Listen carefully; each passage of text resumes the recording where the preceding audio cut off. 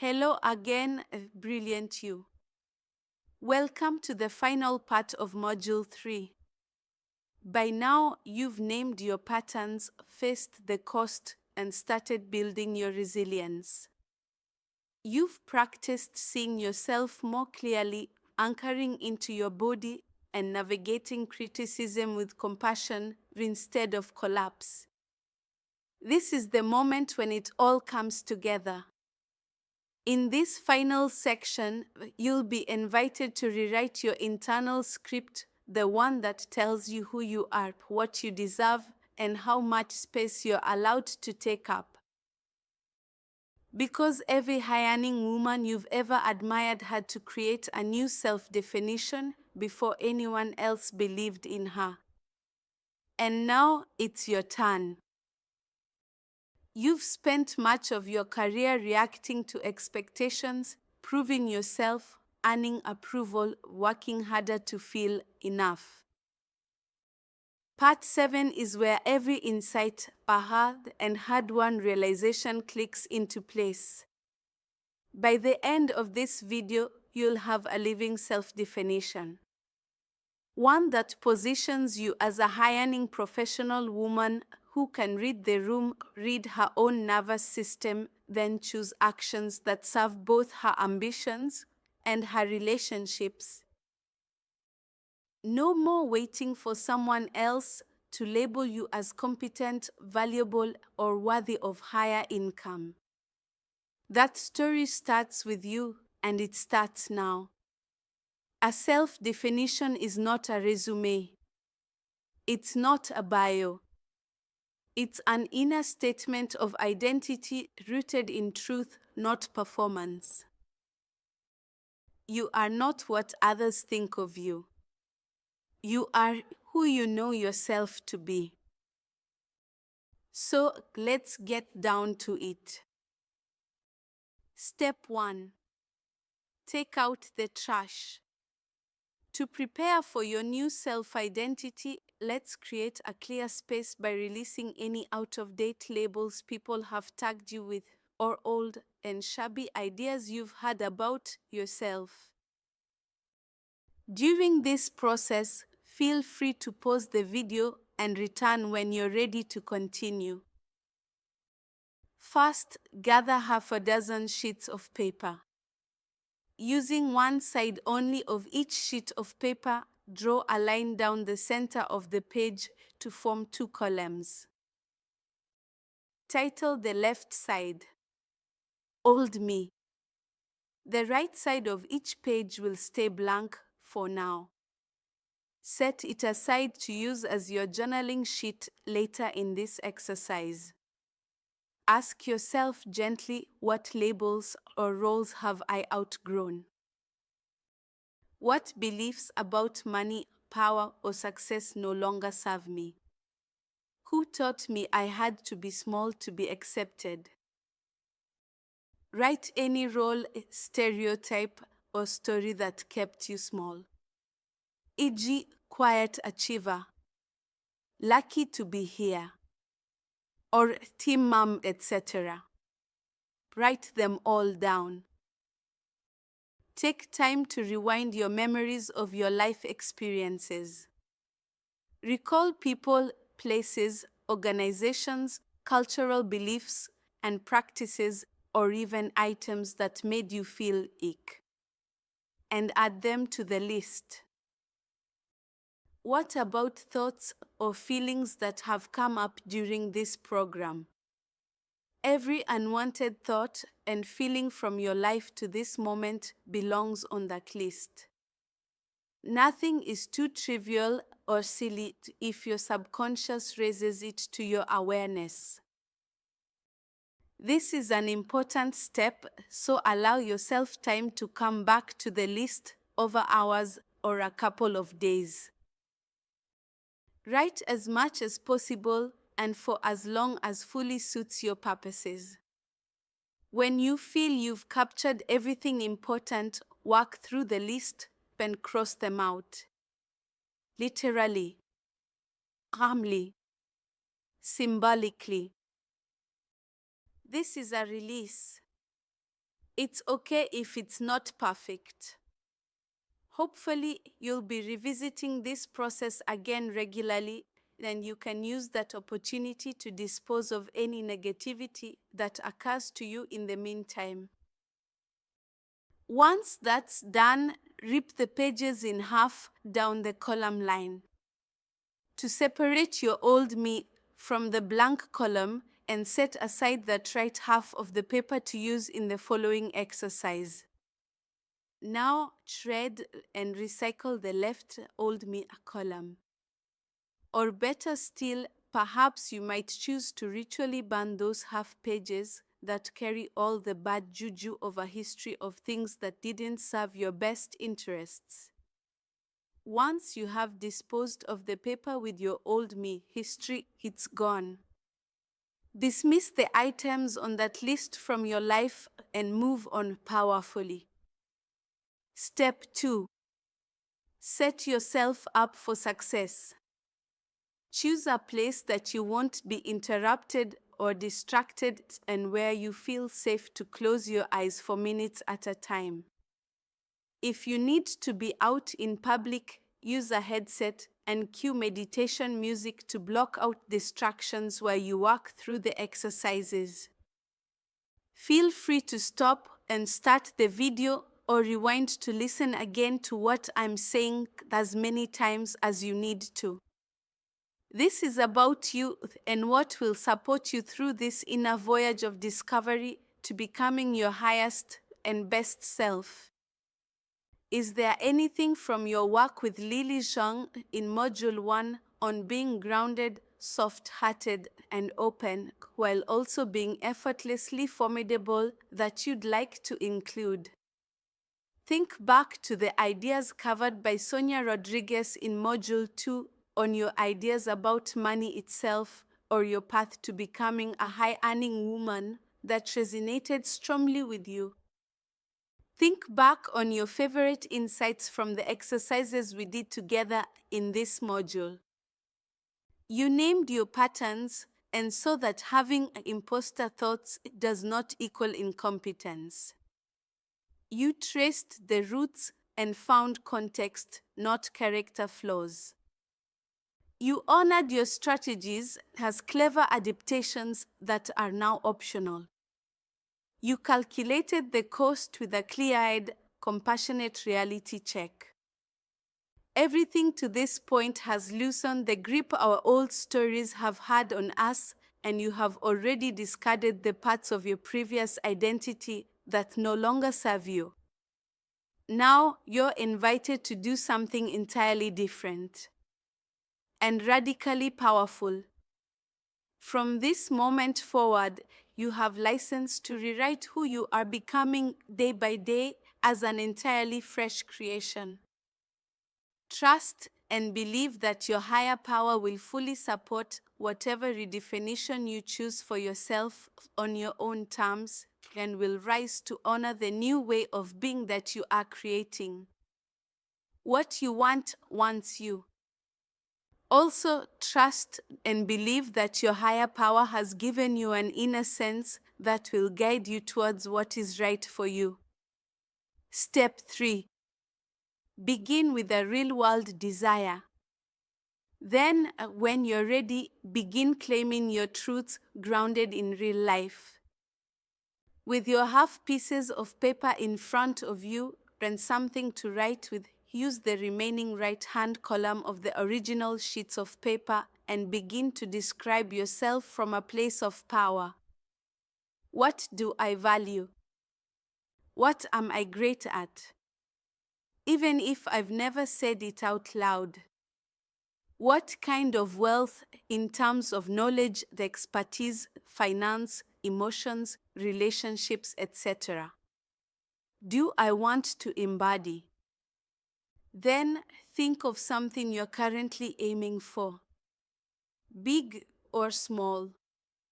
It could be wanting a pay rise, being selected for a project, setting better boundaries with your team, launching a business idea, or even asking for more help at home. consider including a reference to yourself as a high-income woman. If you're not there yet, that's okay. You can always circle back later. Anything that stirs both desire and hesitation, write it down. The thing I think I want right now is. We call this the glitter layer, the surface want. But you already know from hard-won experience, glitter is not gold. Let's find out what's underneath it. Step 4. Drop into your body using the inner lens, body and mind. Close your eyes and place your hand over your chest or belly, wherever feels best for you. Let your attention move away from your thoughts than toward noticing sensations within your body. Give yourself permission to simply breathe for a few moments. Now imagine you already have that thing you wrote down. What changes in your body? Do you feel safe, powerful, validated, free, finally respected, or something else entirely? There's no wrong answer. Just ask, how do I sense this goal will make me feel? Write that down on your journaling sheet. This is your core need in this moment. And here's the truth: you're allowed to want that feeling, and to want it the way you want to want it. You're even allowed to shape your whole life around it for as long as that core need continues to be important to you. Here and now, I need to press pause on this exercise to mention that for those of us who are unused to feeling into an answer in this manner, I invite you to simply practice for a few minutes at a time. Accept that at first you may not discern any noticeable response. Like any valuable skill worth developing, it may feel awkward or uncomfortable when you're still getting used to practicing this one. Or even vaguely embarrassing, even if you're the only one in the room. Naturally, if you feel the need to take a break, do that. But please come back to try it again for a few minutes, and then perhaps for an extra minute or two the next day. Eventually, you'll be able to sustain this, seeing into yourself for as long as you need to receive a response. Over time, your instinctive responses may just become an automatic and remarkable part of your everyday life that you rely on for guidance. For now, allow yourself to be whatever version of yourself shows up in the moment. Even if it's a version of you that says, I can't believe I'm actually trying this crap. Just keep going. It's a very similar skill to developing the energetic practices of the coming home and turning on your light globe techniques in Module 1, Part 3. It does take time and consistency to develop mastery, and also the results are transformative. If you skipped practicing the light globe and coming home techniques, consider going back and persevering with those very important skills also.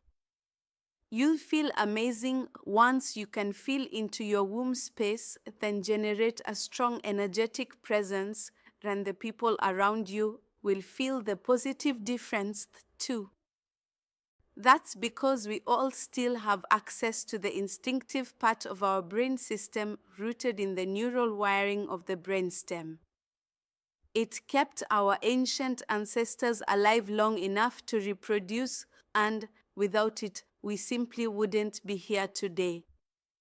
So, feeling into what the right thing is for you isn't just patchouli and alfalfa sprouts woo-woo.